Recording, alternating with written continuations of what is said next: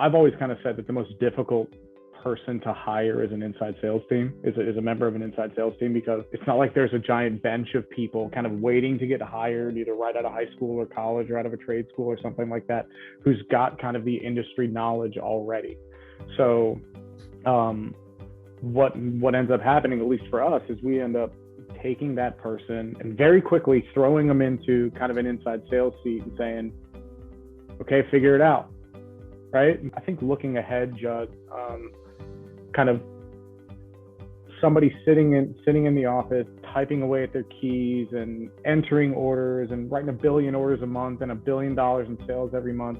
Like the actual writing of that stuff, that's not really what we need them for now. Like that's not where we're really seeing the value. One of the reasons why we brought on Conexiom is we wanted to make sure that our sales teams were focusing on big brain activities and not necessarily the, just typing on the keys. And we realized, like, Thomas Somerville is very spoiled. We have some great tenure with our inside sales team and our outside sales team. People who've been with us for a while, which is awesome.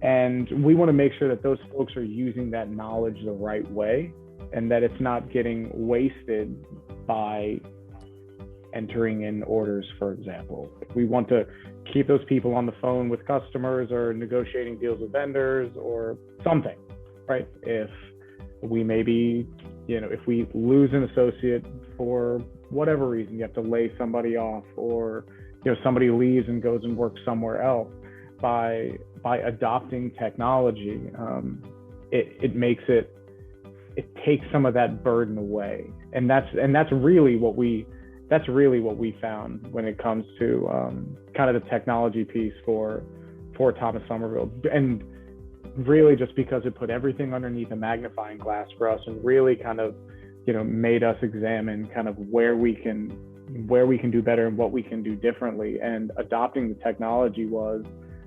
a part of it. We had to do it. We had to evolve. We had to do something different, because like I said earlier, we're not the biggest guy in the area.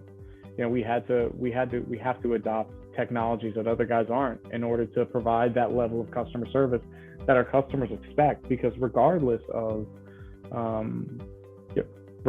whatever's happening, the customer still expects you to take care of them, right? They still expect you to be there for them. And leveraging technology is something that helped us do that. We're a $220 million company, $200 million company. This one customer probably does 15 million of it, maybe 10. And one dude was handling that entire account, just one guy. And then what happened? He left. And so we were left holding the bag on thousands of orders that needed to get written. And so we said, we got to do something, right? We got to do something.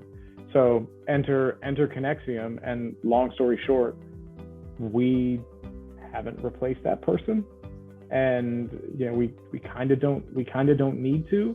And I think this kind of